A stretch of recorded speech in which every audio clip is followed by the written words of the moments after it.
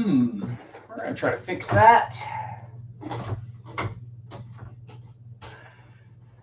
And get our backlighting off. That's a little better, but we're going. Let's see here. Let's see what we got going on. Get our backlighting. Ooh, we're all mood lighting now and stuff. I know what the problem was. There we go. Yeah, now we're cooking with gas. There we go. And we are live. Yeah, 7:02, right on time. Tonight we're going to talk about Pontiac. So here's my question for you guys. And this is, in fact, this is probably going to be the poll. I want to find out what you guys think about the Pontiac 400 versus the 350, and look at us now. Before, I wasn't ever doing any Pontiacs. In fact, the only Pontiac test that I have up on my channel just happened by accident because I was at West Tech one day when somebody was testing a 455 or some version of a 455, and they ran it, and I just did a video on that. I knew, but I wasn't involved in the motor. I didn't do any of the testing. I just happened to be at the right place at the right time, which I'll take lucky over good lots of times.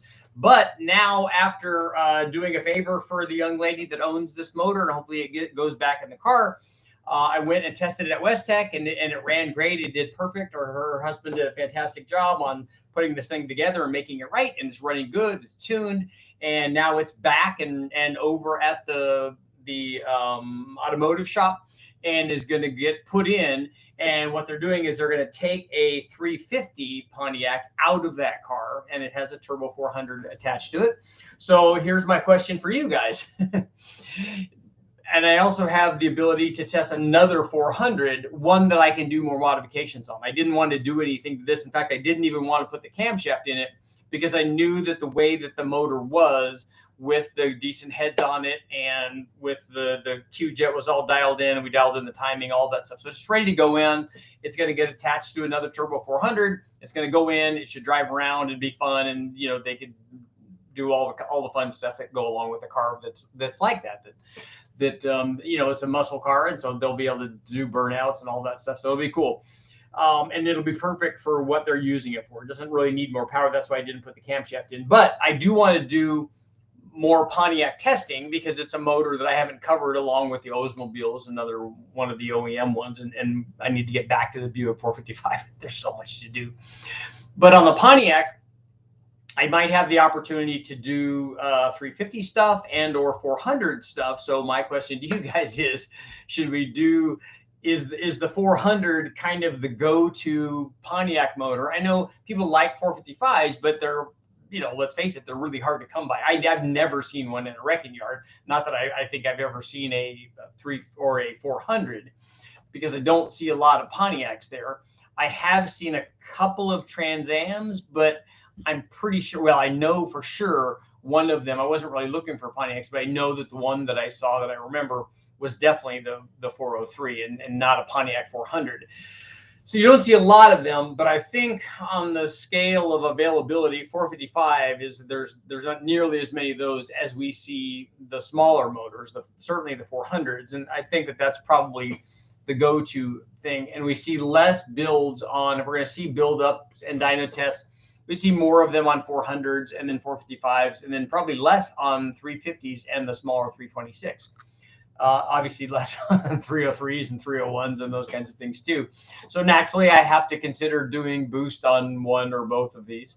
And my question to you is, in fact, we'll get our poll up going early today. So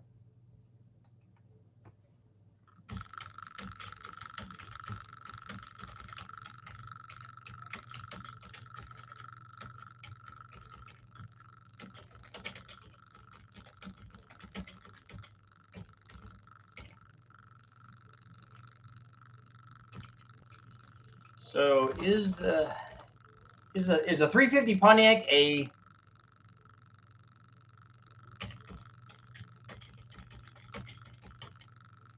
instead of saying better, because we know how I don't like best, the best cams, is the 350 Pontiac a more other guy's choice for a buildup than the 400?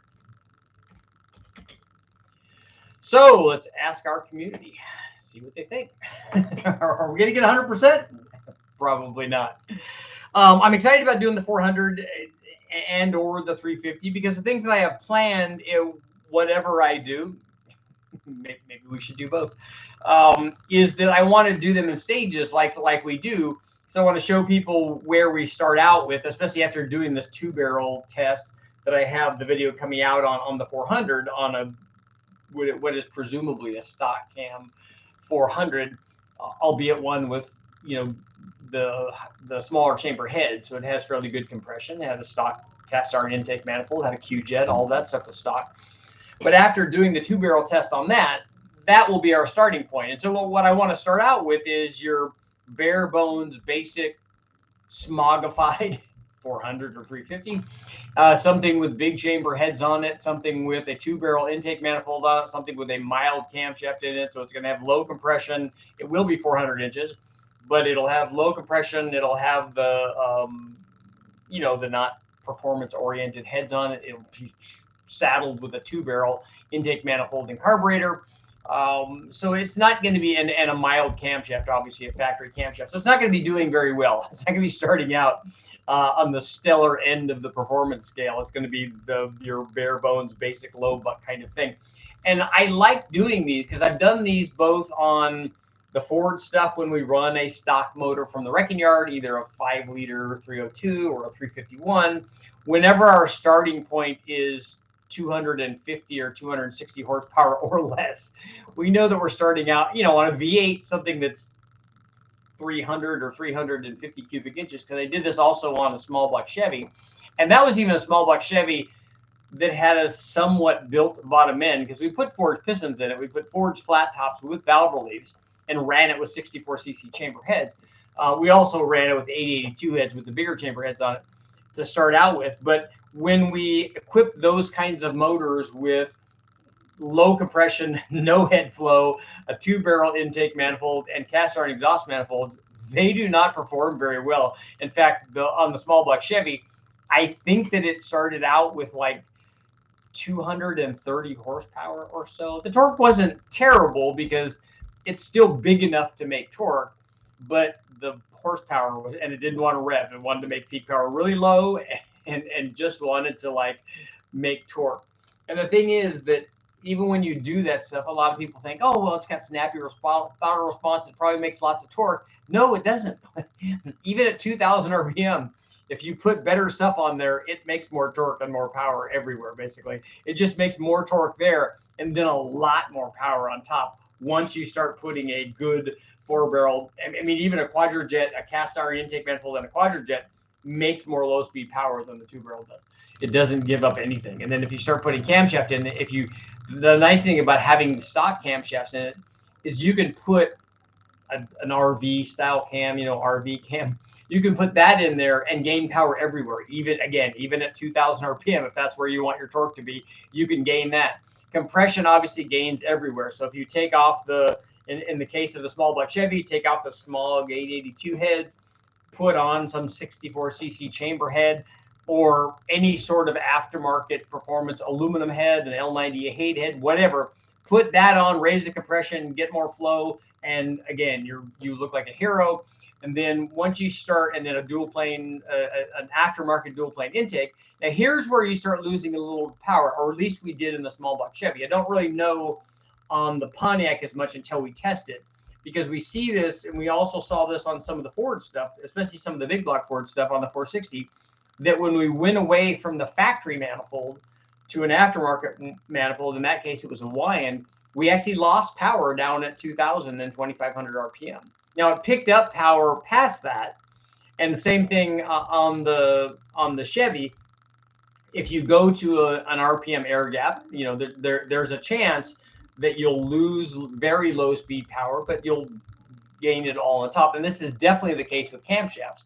As we start wanting to make more and more power, it says, okay, now we have head flow, we got a good intake manifold, let's put a camshaft in it where we can start making power on the big end. And then the small one says, well, yeah, you're doing that, but we're going to lose, we're going to trade off a little bit. That's going to happen. So I'm curious to see what's going to happen with the Pontiac. after I ran the Edelbrock Performer intake manifold and compared it to the factory intake manifold, the Performer was not as good as the factory intake manifold. So right off the bat, we would be trading there anyway.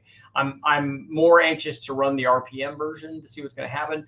But what I think is to take advantage of what that RPM has to offer, we're going to have more motor. So if we have a stock cam and a stock headed motor, it might be on the Pontiac that the stock intake manifold is probably the best way to go. The Quadrajet did very well. We tried the 4150 and it gained no power. Although in its defense, I have to say that we had that carburetor on a Quadrajet manifold with an adapter on it, and that may or may not have an effect on the power production. But I'd like to see it on something that at least has both bolt holes, so we don't have to have a spacer on it, and maybe a manifold that's dedicated for a 4150. But I got nothing against the Quadrajet. It worked fantastic. In fact, the drivability and all that stuff was great, and obviously the power was as good or better than the 4150 in this case with that particular manifold, and it worked great. So I'm curious to see how all that's going to work out. But what my plan is for the Pontiac, whether it's a 400 or 350, is to do it. I want to demonstrate what happens when we make something that makes between 200 and 300, and then between 300 and 400, and then 400 and 500, and then 500 and 600 NA. And I think that that's probably about as far as I'll push the NA stuff without having to go to big strokers and roller cams, solid roller cams, and some fairly expensive aftermarket heads. I think we'll probably go with the Edelbrock because that's probably the most popular, I'm guessing, most popular, milder performance kind of go-to aluminum cylinder head. I like aluminum heads, obviously, just so that I don't have to lift iron heads. And then also the Edelbrock, I'm told if we get the round port deal, that it's going to be, capable of supporting a lot of power, and especially in ported form, which I might be able to wrestle it. Andy and get him to do some porting on it so they can support even more power. Because remember, even if you port the head and you're not taking advantage of the head, in a lot of cases you're not going to lose power from porting the head. It's only a gain. Like if you look at an LS3 is always the example that we use. It has lots of head flow, way more head flow than the motor needs at the power output that's certainly stock, and in most cases even modified. But it's nice to have that, because then when you start adding things like camshaft and intake manifold and stuff, then it already has the head flow to take advantage of that. So I wouldn't mind having a 300 CFM head on a Pontiac and only making 500 horsepower, because knowing that later on we could step up and then make 600 if we wanted to put camshaft and compression and that kind of stuff in there. So, but also the thing I want to do, obviously, with any of those, and even at a lower power level, is I want to run boost. I'm not interested in doing a Street Outlaws kind of twin turbo, all in big displacement pro mod kind of build. I honestly, while I think it's cool and I like watching that stuff, I like watching them go fast, that's not the kind of motor that I'm interested in demonstrating and putting together and showing people, because there's of the small handful of people that do that, they're going to get their information somewhere else for doing that. And like I said, that's not what I'm trying to promote and tell people how to build. I want to show them how to put together in this case, a 400 Pontiac or a 350 Pontiac, and just add 7 pounds to it. Because if they do that and you gain 50% of power, they're going to love having an extra 50% of power and the torque, which is going to be really cool, which as a 400 or 350, it's already going to make fairly good torque to begin with. So when you add 50% of power, I mean, when you just add 100 shot of nitrous, you feel that. You notice that's a big difference. If you add a carburetor and you pick up 10 horsepower, you honestly, if you have 300 or 400 horsepower and you add 10, you might not be able to tell. You have to be, pretty good at being able to feel that. Whether you're making 300 or 400 and you add 100, you're definitely gonna feel it. And if you have 400 and you add 200, if you don't feel that, then maybe you shouldn't be driving with that much power anyways. But so if you go from 400 to 600, and if you go from 400 foot-pounds to 600 foot-pounds, you're definitely going to notice that, because then the tire is going to spin a lot farther. And plus it's a turbo motor, which is like super awesome. So let me know what you guys think. What do you think on the 350? What do you think on the 400? I'm excited, obviously, about the Pontiac stuff. The other thing, Liv, if you're out there, if you're watching, the inline 6-cylinder, the sprint motor, the overhead cam deal, love to do that. Would be really cool and super other guys to do one of the trophy 4-cylinders, the half of the 389. That would be really cool, just to run it. And this is how things work out, which is really cool. And I'm sure it worked out like this for you guys. And this is why going out and meeting new people and making friends and stuff, this is why it's so awesome. This is why we shouldn't be divided, why we should be together, especially in the car community. I dropped the motor off today to the hot rod shop that was putting the motor into that Pontiac in the 69 Le Mans, or rather GTO, putting it in the GTO. And I got to talking to him because he's a car guy and he's got all kinds of cool like hot rods there, and he does a lot of that stuff and builds them and does restorations and frame offs and all kinds of cool stuff. He's like a serious car guy. And he said, it would be really cool, because we were talking about running different motors. And he said, it'd be really cool. He said, something I have that you might want to run. He said, because you have access to a dyno and I don't. I just have a run stand where we run stuff in. He said, I have a 348 TriPower. I'm like, oh yeah, that's super cool.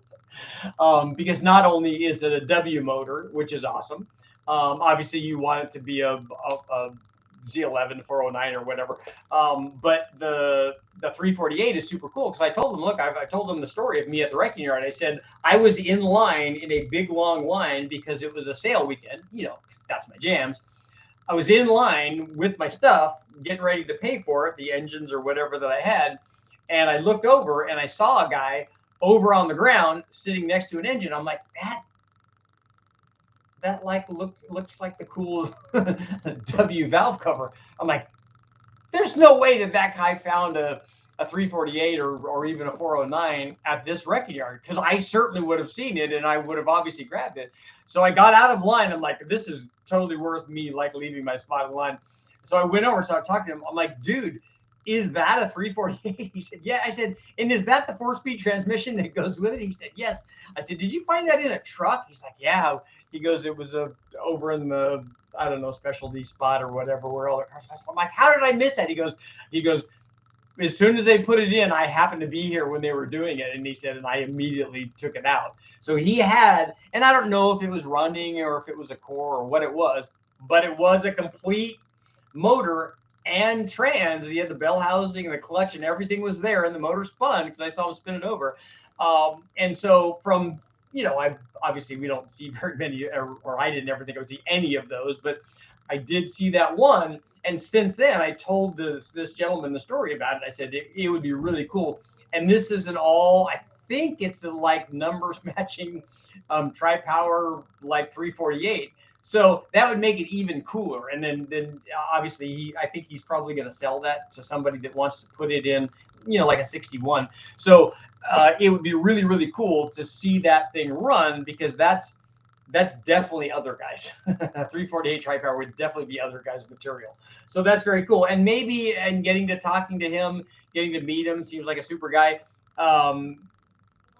There probably are likely other things too, because I was telling him about the L78, the 375 horsepower or 425 horsepower, 396 that I'm putting together to do a replica. He said, I just sold one. He said, I put it together. It was all period correct and numbers matching and stuff.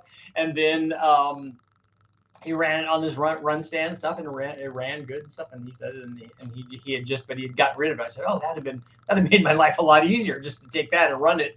It'd have been simple. But he had that. He had over in one of the cars an all original with all of the heads and block and all that stuff. All those numbers match.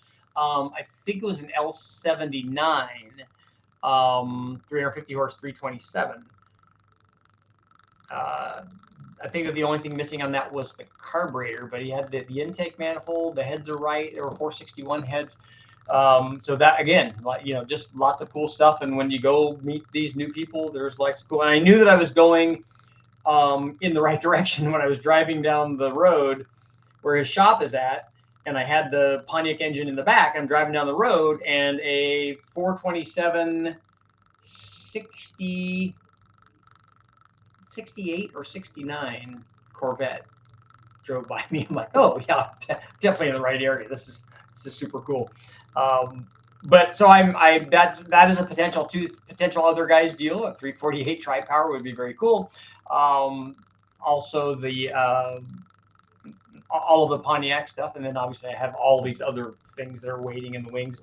A Chevy Sprint, 3-cylinder Chevy Sprint turbo motor, which what I have to do is make an adapter plate. So I've been working that out in my brain about how to get the center line of the crank and get that lined up, and get the 2 sets of dowels lined up for the Chevy bolt bell housing or whatever bell housing I end up matching it to. So it'll be cool. Lots of cool stuff. So let's see what you guys are doing. I'm working on the Ford GT40 video right now, which I'm hoping will be done tonight. So we'll get that up and start getting the Pontiac stuff and the Ford stuff up. And so lots of good stuff. Let's see what you guys are doing. Let's see how our poll is doing first. Wow, we're kind of split. Is the 350 Pontiac a more other guy's choice for a buildup than the 400? So 58% are saying yes. They're leaning a little bit toward the 350 being a little less common than the 400. And I think I would tend to agree with that. But both of them other guys for me, certainly.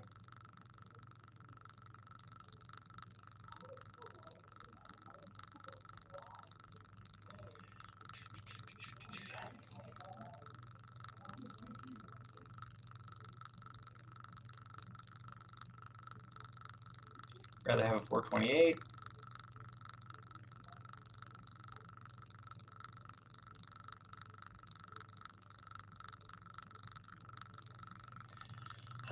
You can bore a 400, but it depends on what block you're using. If you're going to bore the 400, you need to have an early block. Look at me talking like I'm a Pontiac expert already.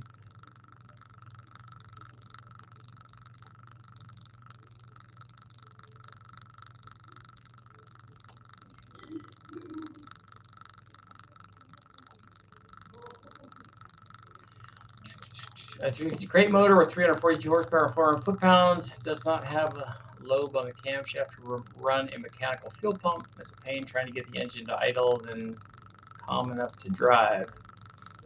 So if it doesn't have a mechanical fuel pump, do you have an electric fuel pump on it? And then the electric fuel pump shouldn't be a problem with idle as long as you have a regulator on it. Tim, your uncle ran a 409 in a 62 Biscayne race car with a cam swap, headers, aluminum intake. It ran 1170s. Nice.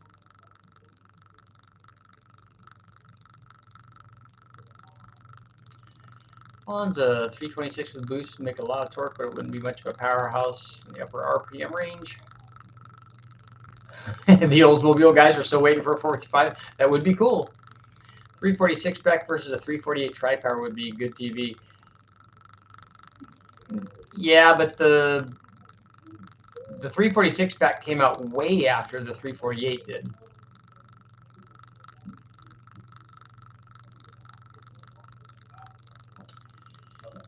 The 389 was a bigger than 4-inch bore, but the 350 was 38750 on the Pontiac. Kaufman D-port 65cc chambers fit on a 350.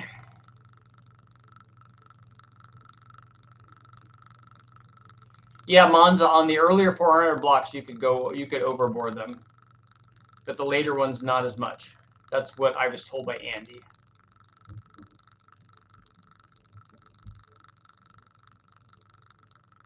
Check out this video of a half 389 turbocharged 4-cylinder in the white Le Mans. Those are cool motors. Oh, you're using Stealth EFI on it? That could be problematic. Casey, how about a Buick 350, an Olds 350, and a Pontiac 350 shootout? That's good, except right now I have none of those. Maybe a Pontiac.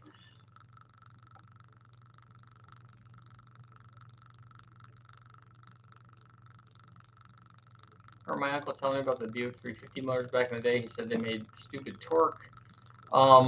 They're all going to kind of do what that displacement motor does.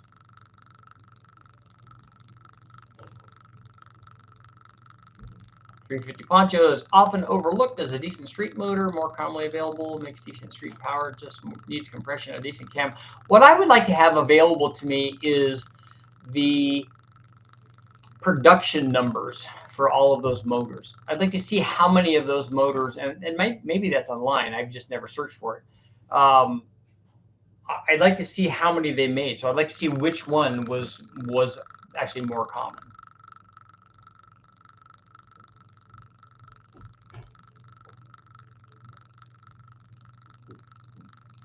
Ford 351 Windsor, Cleveland M, and a 352 FE shootout.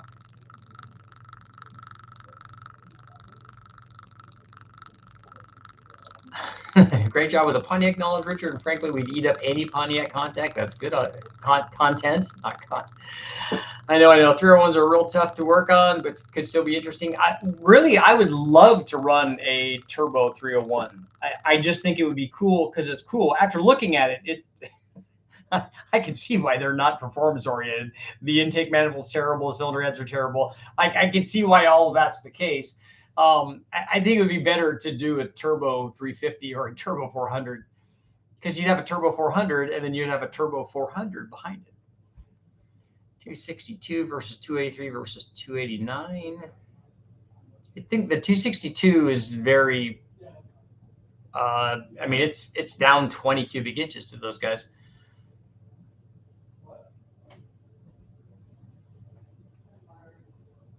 The laptop fan's getting bad. There's no laptop and there's no fan. There is the AC system though that's working, but that's working good. Can I upgrade camshaft without changing springs and push rods, etc.?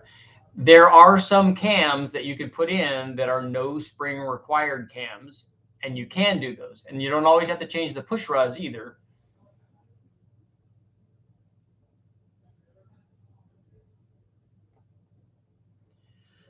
Tons of 350 Firebirds, pre-71. Well, there's not tons of pre-71 Firebirds themselves. So, or Firebirds, just Firebirds that are out running around. And so the 350 ones would be a percentage of that. From a cost perspective, from low to high, is it Chevy, Ford, Dodge, Pontiac? I don't know about you'd have to look at the specific things that you're talking about. Are you talking about cylinder head cost or camshaft cost or what, 289 Studebaker? I dream of finding 4-cylinder Tempest motor. Yeah, that would be cool. Or the 6-cylinder one, I think, is also cool. Something rattles in almost all your videos.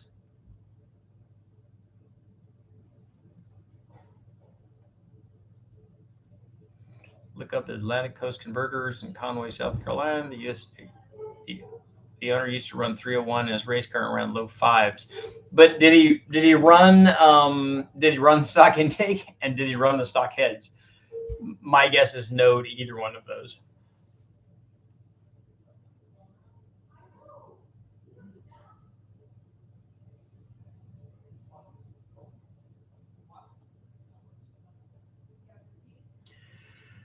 Ford 28 board and stroke to 455, 380 rear wheel horsepower, 560 foot-pounds. Nice.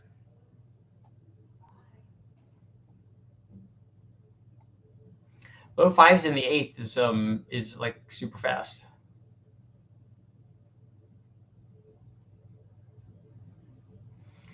Speaking of 301s, I always thought it'd be interesting to see a test between a factory draw through 301 versus a custom blow through. There are a couple things to consider. One is the stock cam, the stock heads, and the stock intake on that motor are also limiting. So I don't think you're restricting it dramatically unless you go up in turbo size. The draw through would either one of them have an intercooler? If it's a blow through and it doesn't, and neither one of them have an intercooler, you could theoretically get to if you use the same turbo on both of them, you could theoretically get to the flow limit on a draw through first because you're having to process fuel and air. And so on a blow through setup, if you're just flowing air, theoretically the turbo could flow more just air and therefore possibly make more power. Though I don't know about the hot sides on that particular turbo, whether we're getting to the hot side flow first before we get into the compressor side.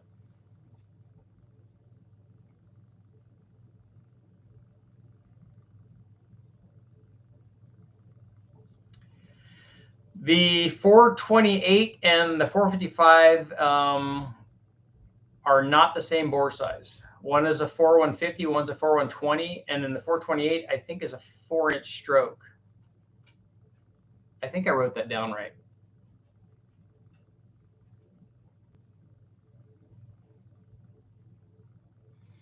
Cam specs 220, 224.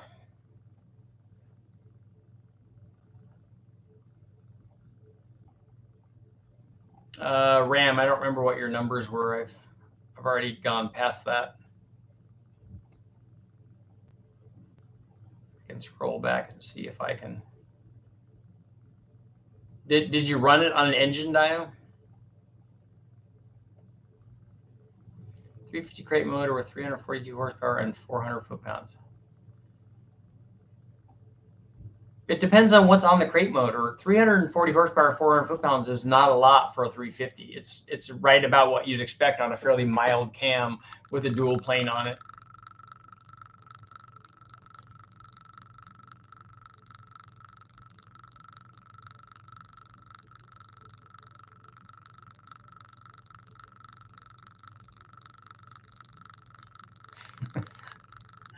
Monza, if you're building Ford, just stick a set of LS heads on, because they just go right on, and then the firing order is the same, the cam's the same, and the rockers and the push rods and stuff are all in the right position. That's actually a lot of work to try to do that. The fact that the bolt pattern for the head bolts are similar is not the real problem with getting that to work.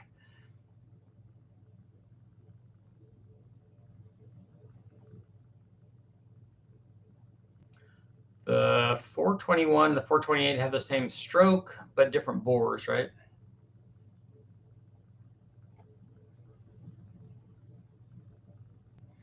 How about a 410 Edsel engine? I've never seen one of those. Ford Mel motors, I've seen 2 of those, I think, come into West Tech. They were in cars running on the chassis dynos. So, but the guy came over and said, "Do you know what Ford motor this is?" I said, "No, actually, I don't." And then so that's when we went down the Mel rabbit hole. Would a 301 Pontiac work well with one of those GT45s? I don't think so, like I said, because the mild cam timing and the intake manifold and the mild head flow, maybe if you address those, you could get something that's, because that's a 700 or more horsepower turbo. That motor is only making 250 or 300 or something with boost, so it's got a long way to go.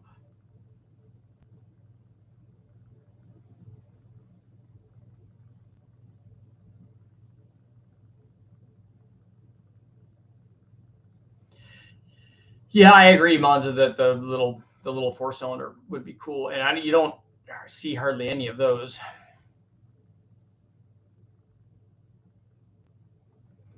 .400 and a 428 are the same bore.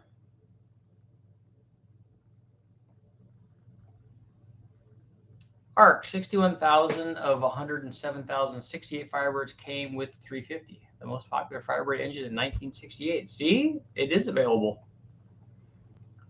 And of the 107,000 68 Firebirds, how many are still on the road? 8 or 10 of them?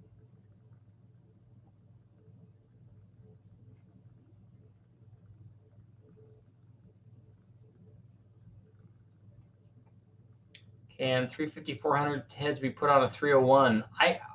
Is the 301 a different deck height than the other Pontiacs?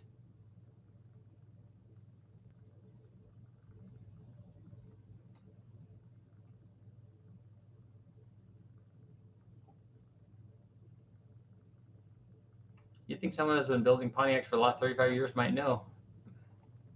Might know about what?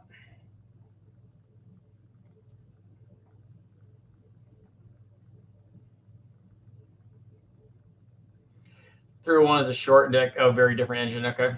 I thought that it was. I thought that I remember reading about that. Siamese intake ports, light duty block internals. I think it would be not to try to make power with out of a 301. I think it'd just be cool to run it and turn the boost up and maybe put an intercooler on it or whatever. Although we'd have to do that as a as a blow through, not a draw through. That would be cool. Just because itself is cool. At the time, it was the performance engine that they sold. So it doesn't have to be the ultimate performance engine. It doesn't have to make 1,000 horsepower.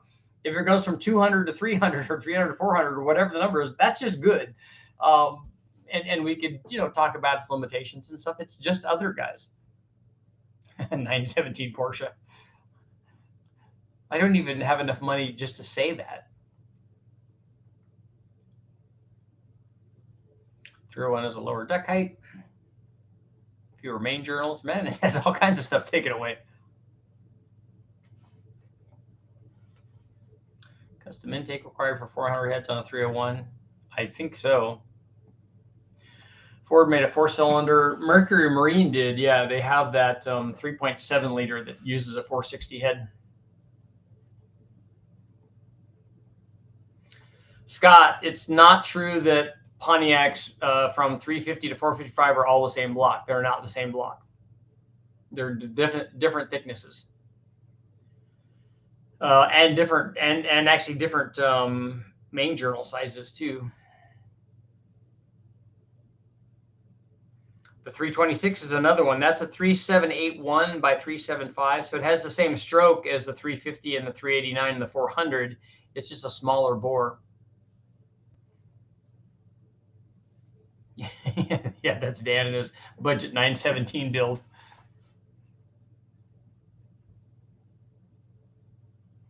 If you plan on doing different cams on the Pontiac, you can use LS roller lifters to make it cheaper.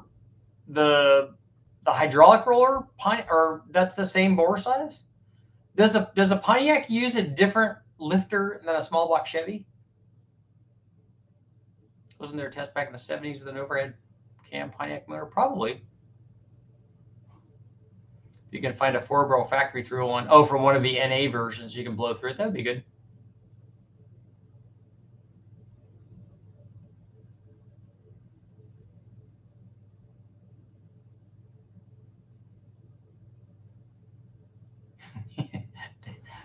So Dan, it takes 200 hours to assemble those motors, but it takes 200 years to save up enough money to afford it.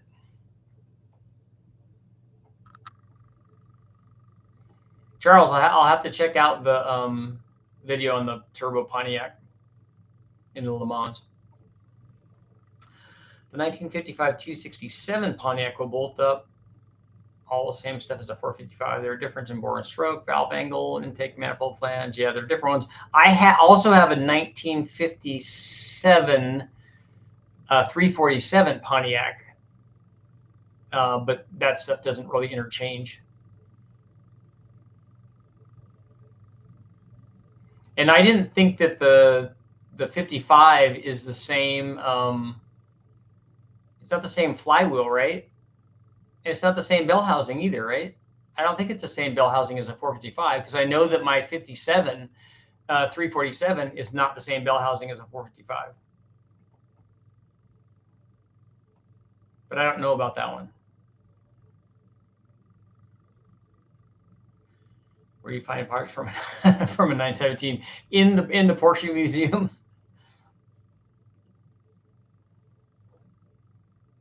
Admiral, yes, there is Atlas 4200 content up on the video, up on the channel.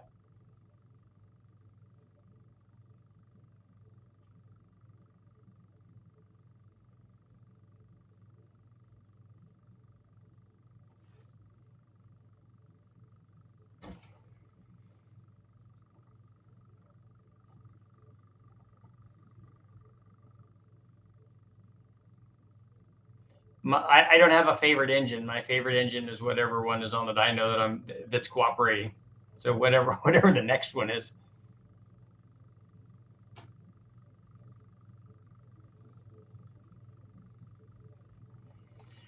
So is the 350 Pontiac a more other guy's choice for a build-up than the 400? 56 saying yes and 44% saying no. We need Barra on a Maribera action.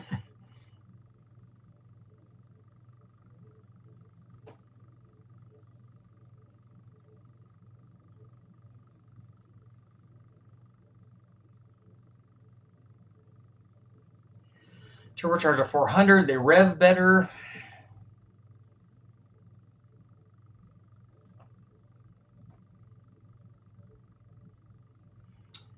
Joe, there's actually a bunch of different 6X heads. And I don't think that that's the head that most people want. Yeah, Bruce Canepa has a 917.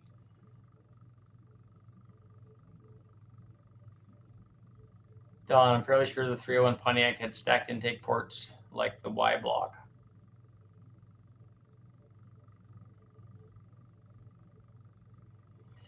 Nine 17s had two 12 plug distributors. You can't just go down to AutoZone and get those?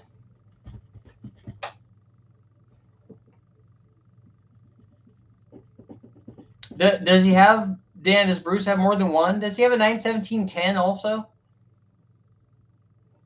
91730?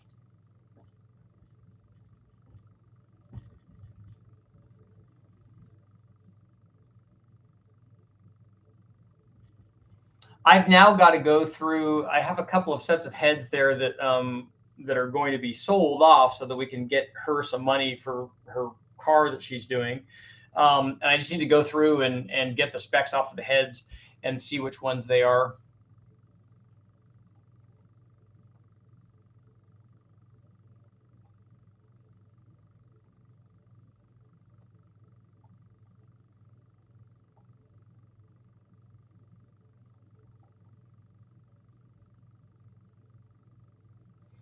If you get a Pontiac 350, you have to get a Buick and an Olds 350. This one happened by accident. I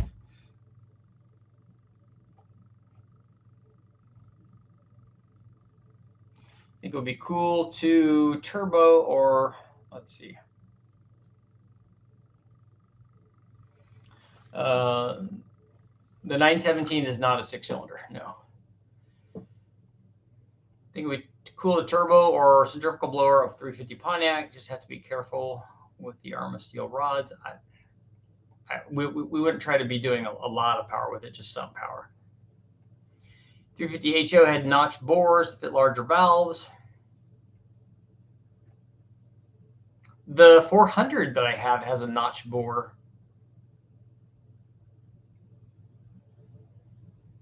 Can a 4351 get to 1,000 horsepower? Yeah, the Big Bang went past that.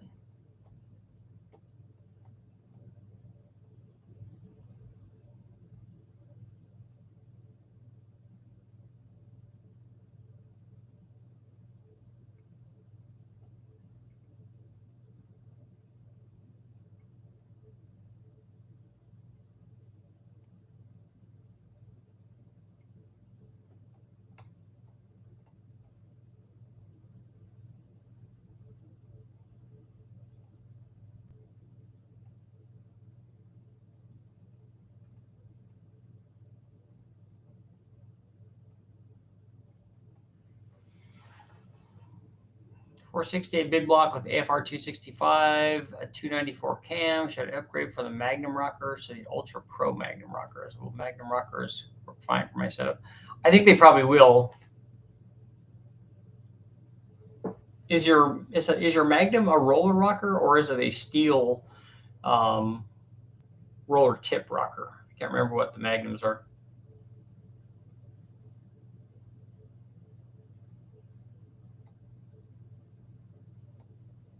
Is there an inherent oiling problem with any of the early Pontiacs? I don't think at the RPM level they're running that there is.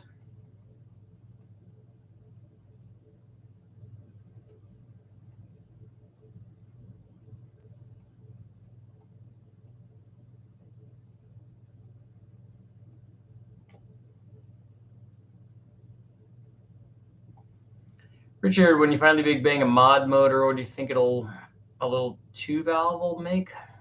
I don't know what the strength limit is of that. I think it should get to 1,000 horsepower.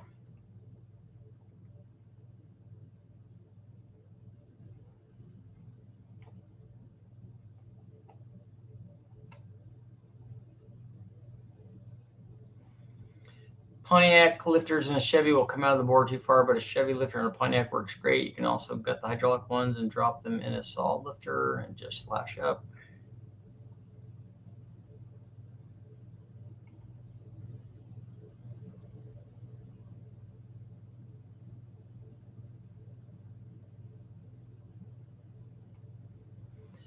Poncho engines are great for the application. I truly like them. LS, I feel the LS is based based on the Pontiac. I thought that the LS was a copy of the Ford. Same outside dimension, but internally different. Stamp with a roller tip. Okay. It doesn't have a roller fulcrum, which is I feel is the important part. A roller fulcrum is more important to me than the roller tip is.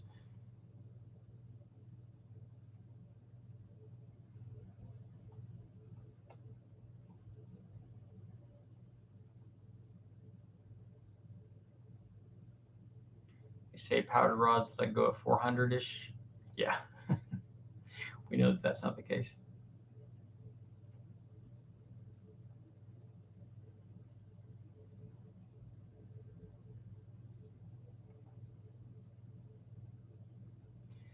I think somebody asked me about the main bearing diameter. This is the same question that people ask about Cleveland's and Windsor's and stuff. And as an absolute thing, bearing speed would be something to talk about. That isn't really the question. The question is bearing speed something to talk about in the engine speed that you're dealing with? If you're running a 6,500 RPM motor, you shouldn't be concerned with that. That's not a talking point. If you're running a cup motor, that's something to talk about, but not where most of us are.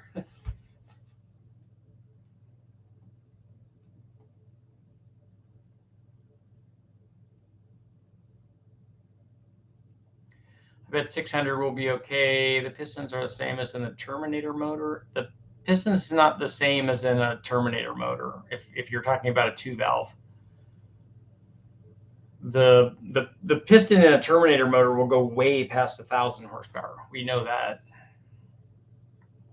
If we're talking, I don't know if we're talking about the same thing. A 2-valve we know will go way over 600 because we've done that many times.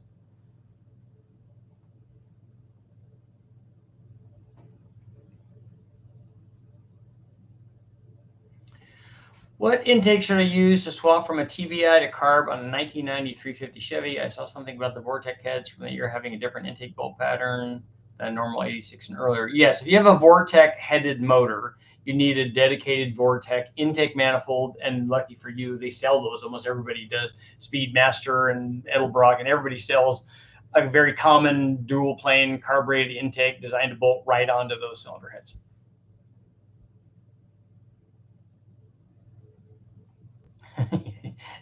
That's right, Dan. You don't see Top Fuel and Top Alcohol guys running Honda-sized rod journals, and they're running some RPM too.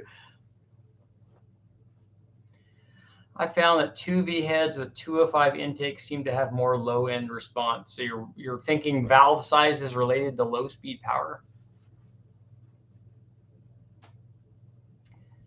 Chevy lifters fit the Pontiacs because I've got a naughty one-off cam that's as big as you can go. Solid lifter. After that, my buddy's father drag race it and has Chevy lifters. With modern bearings and oil, bearing speed is a non-issue. But the thing is that it's something that was talked about, like Cleveland's having oiling problems or boss heads not working on a 302 on the street, or all of these things that became, they were spoken and talked about and carried over in all the magazines and through all the hot rod guys carrying this stuff down, and it became gospel. But because one guy said it back in the day, and maybe it was his opinion, maybe his combination wasn't running very well. Maybe he had a Boss 302 and he had 287 rear gears in or something. You don't know about that, and but then it becomes gospel, and then it continues forever and ever and ever.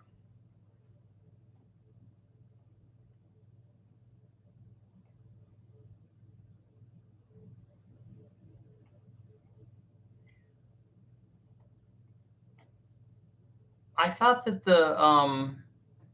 I thought that the Cobra motor or the 0304 Cobra motors had forged rods. Did they just, I mean, forged rods and forged pistons? Did they just have forged rods?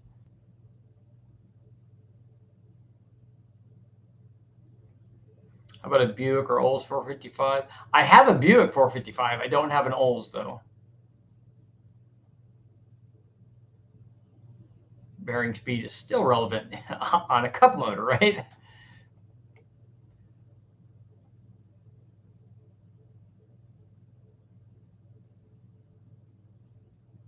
I was wondering about the oil band on the lifter. That's what I was wondering if it was the same. And we run into that on some of the Ford stuff too, just from lifter brands, putting them in and having them like either allow oil to bleed everywhere or also not oiling the lifter, both of which are bad.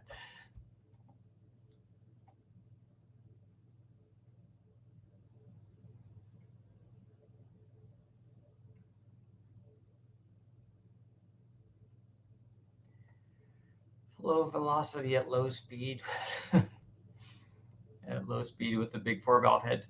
That's a nice thought, except that in the test, the direct back-to-back test that I did with the Boss and the DZ302, if you look at the low speed torque, the Boss wasn't terrible compared, well, at least not compared to the DZ302, wasn't, because they had two different ways of going about it. Chevy didn't have good heads. Boss had really good heads.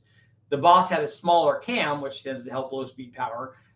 Chevy had a big cam because they didn't have any head flow. They both had, good intake, dual plane intake manifolds and carburetors.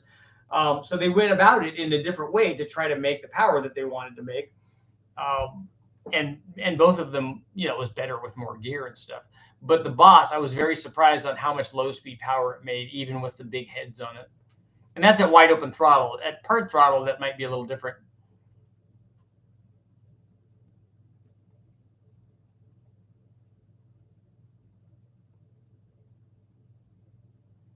Yeah, 0304 Cobras had manly rods and Molly forged piston. That's what I thought. And I know that none of the 2-valve stuff came with forged pistons. You're very talented. I don't know about that. Thanks for the info. Always happy to help.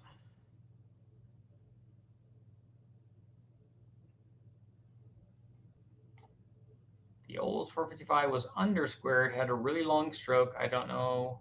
You'd want to wind them too high. Look how high they wind the mountain motors, the 900-inch mountain motors, or even pro stock motors. Although they're relatively, they've got really big bores but short strokes, but they're still 500 inches.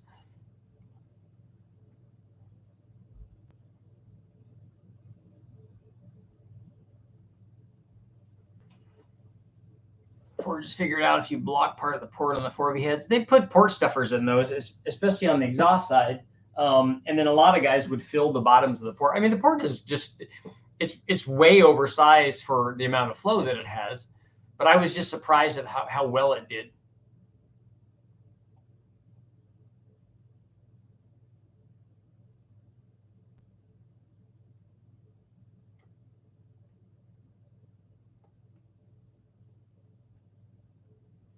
Every GM V8 engine, except for the 6.2 and 6.5 diesels, took 842 lifters. Every V8 engine. There you go.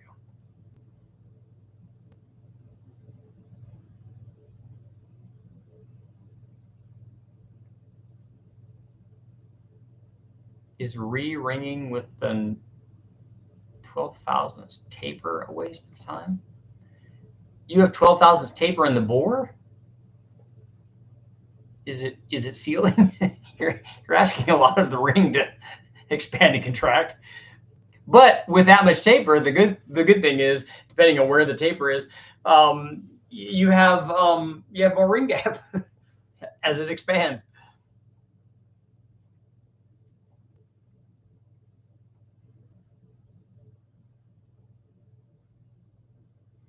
The 1972 Chilton's manual lists a 4-barrel 400M. Did they have that? In 50 years, I've never seen one.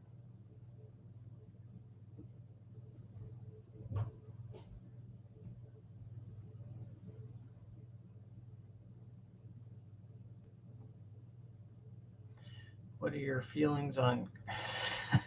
I noticed they didn't use the word thoughts. Cross plane versus flat plane cranks. I don't really. A flat plane crank doesn't really come into my discussion very often, except from people that bring it up in comments, because there's a lot of inherent vibration in that design, and all of the manufacturers have found that out. I had a car that had a flat plane crank in it. It's like having a bundle of snakes exhaust. You know, maybe it sounds really cool, but it's not necessary for engine speed.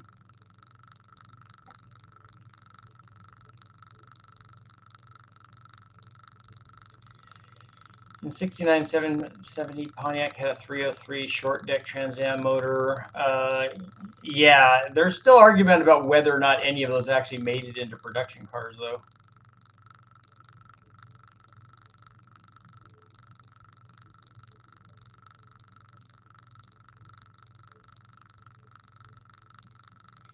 Rich by Oldsmobile was not happy being revved. They sure put a lot of them in jet boats back in the days.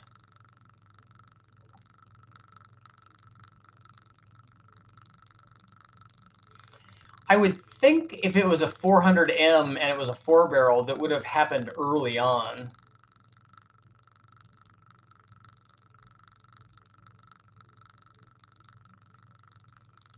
The 303 was a Rammer 5, yep.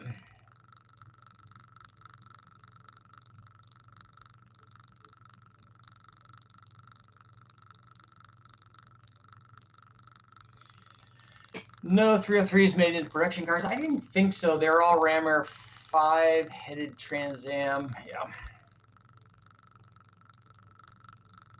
Why don't you do a 401 AMC? I would like to. As a matter of fact, today, when I went out this morning, when I was taking the Pontiac motor, I saw an AMX, which is one of my favorite AMC cars. I like those way more than I like the Javelin. And a 401, a built aluminum headed 401 in one of those would be awesome.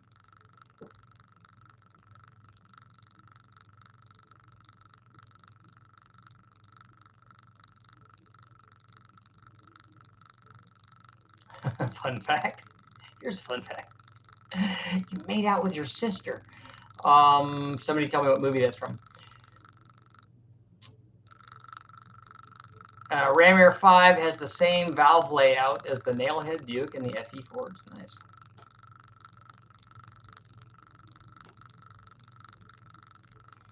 The 400M only ever used the 2V heads.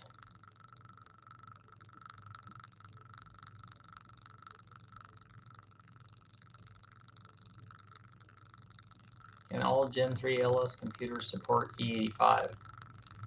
They won't recognize E85. They don't have alternate fuel or variable fuel. You have to tune it for E85.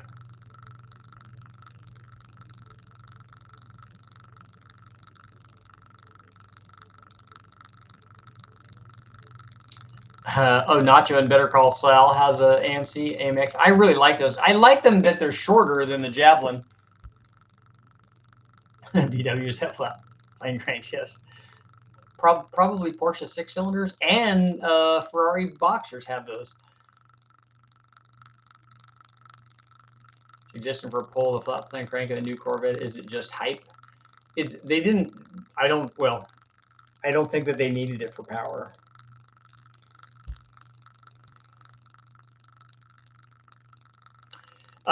Big Belly. I don't know if it was. I don't know what year it was because I didn't see it close enough. It was 3 cars ahead of me. There was cars ahead of me, and it was turning from the street onto the street that I was on, and then got away from me.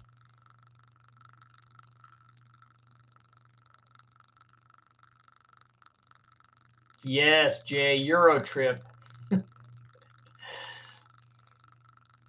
Scotty doesn't know.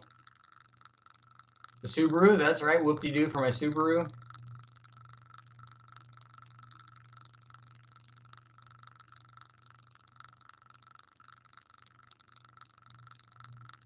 Q-jets are great, but you gotta have idle circuits sorted out. We did do some idle or some adjusting of the Q jet that was in that on that 455. Drove an AMX with a 343 and a 4-speed. Had respectable power. Never drove a 390. A 390 or a 401 would be good, but a 360 or any of those would be good.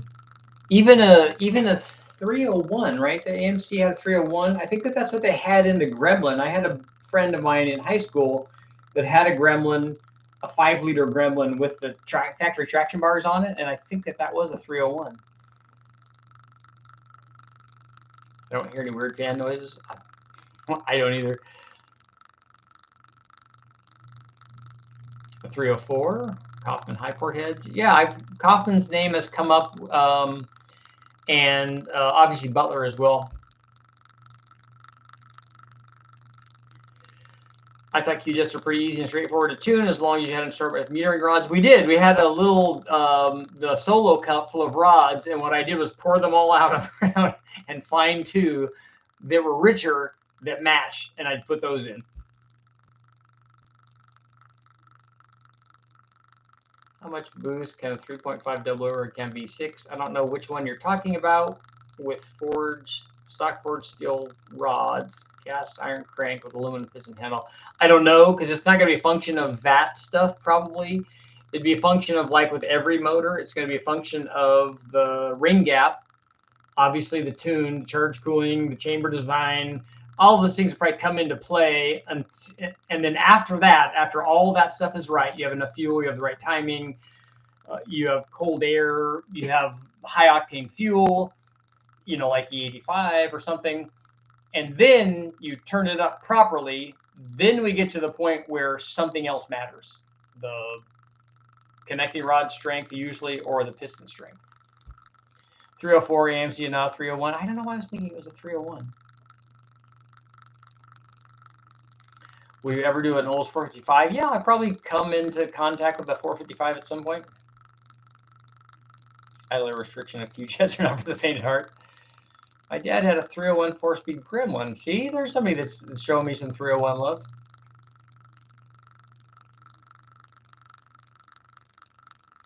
Pontiac tuners make 383s as well. Yeah, I remember reading a story about them. Sounds like a Predator on my speaker. So it's a Predator drone. It's probably not that. I don't think there's enough airspace in here. 71 350. I like the HOs, and I think they did an HO 326 as well, right? Just a lot of spare metering rods. The only thing I don't like about the Quadrajet is when you have to get in, take the lid off.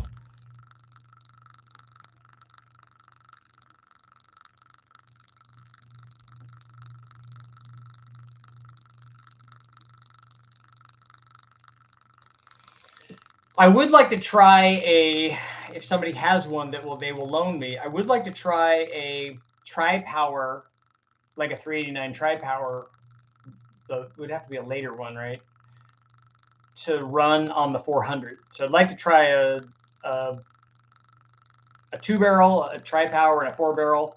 And then I think that they had on the 400, I think that they offered a dual quad, though, although I'm told that that's pretty rare. Good luck finding an Olds 455 that didn't come out of a jet boat. I know.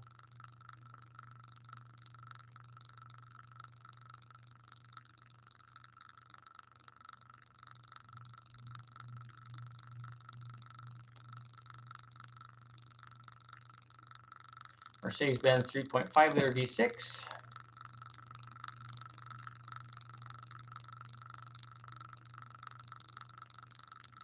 Overbill, what's up? You're here? I only got a couple minutes though. Richard, you ever see any? Dude, I'd never see any Gremlins or other AMCs at the wrecking yard. The closest I would come is, didn't they use those in some Jeeps and stuff? I probably would find maybe some 360s or something there. 421s, I think, had a dual quad option.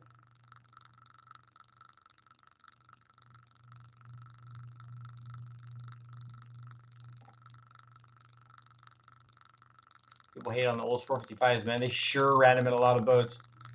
It might be a 304 AMC. I don't speak AMC other than the word AMC, and to me, that's the theater. but I just know it said 5 liter on it and it had traction bars. Can you test Tony Angelo's blown 462 for the Disco Chicken? I think that Tony probably has a dyno guy out there. He's pretty far away. I think he's in Michigan or somewhere.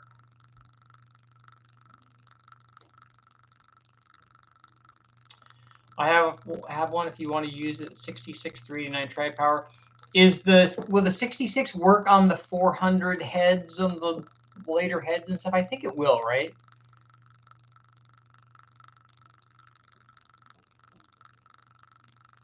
Richard, you say you have a 72 911. Did you ever get a free oil change when somebody pumped your dry? Some people, yes. I don't have that car anymore. It had on the drive home, it developed a rod knock, and then I realized that I don't make Porsche money. Dual quad and quad 4. There you go.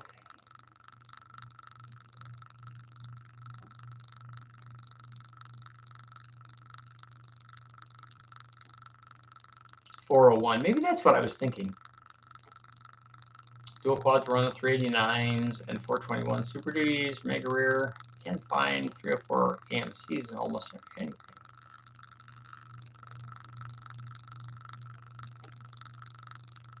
That's right. Sometimes gremlins are found in junkyard motors.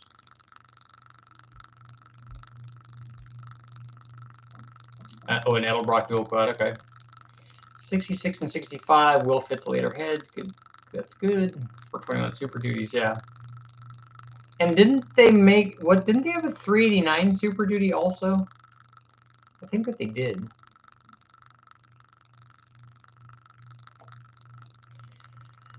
Richard, I keep failing my plugs running a stock brawler 750 with mechanical secondaries on my 355 Chevy with ported Vortec heads on a comp 260. Is this too much carb? No, it's not too much carb. There's no such thing as too much carburetor. We ran a 1050 Dominator on a stock 292 inline 6-cylinder Chevy through the 1-barrel hole. So the carburetor just needs to be adjusted. If you're fouling the plugs at idle, I would start with the idle circuit. And then also make sure that the float level is right, that you're not spilling fuel in. And the thing is, technically speaking, if you have a bigger carburetor will actually be leaner under throttle than the smaller carburetor will, because it doesn't have as much signal. Super Duty Transams, yep. 65 TriPower has the small center carb, 66 has the large one. And I do have one 2G 2-barrel that we ran, and man, it was restrictive.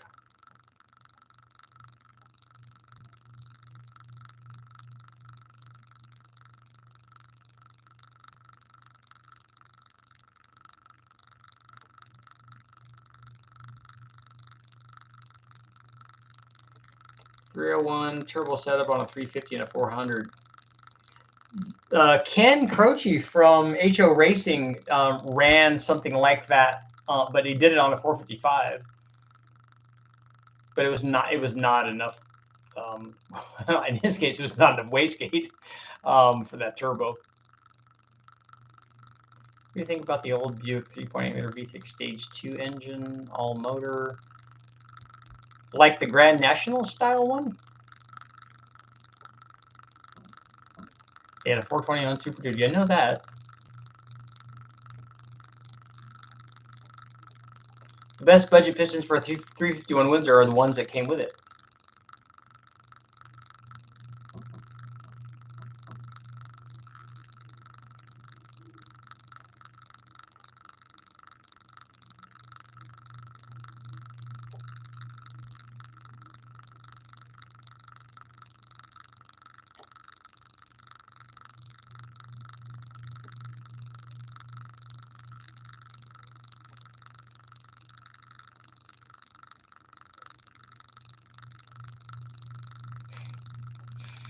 Okay, let's shut down our poll here with 57% saying yes and 43% saying no. Is the 350 Pontiac a more other guy's choice for a build than the 400? So a little bit more thinking that the 350 is, although I think in popularity, the 400 probably has a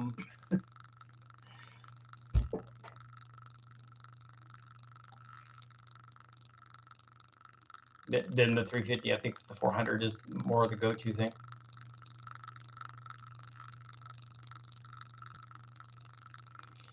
Oh, the Buick V6 that they use in NASCAR, and they had Chevy versions of those too.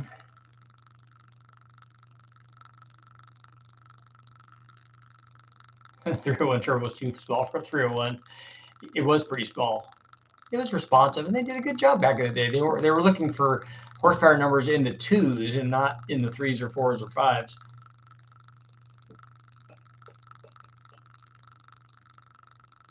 .301 turbo, those 350, 400 Pontiacs. You'd be much better off not doing that, because if you've taken a look at the 301 turbo, finding one of those turbos or finding one of those turbo setups is not a cheap deal anymore. And finding an eBay turbo is a cheap deal. You can just use the stock exhaust manifolds from your Pontiac and just make your own turbo kit with an eBay turbo.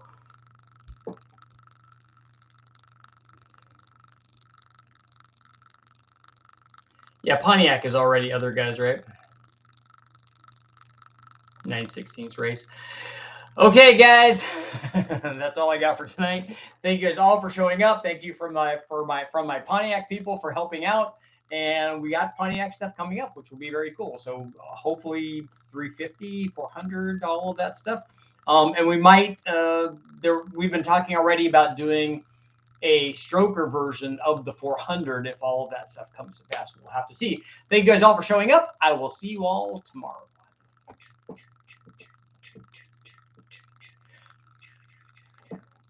And boom.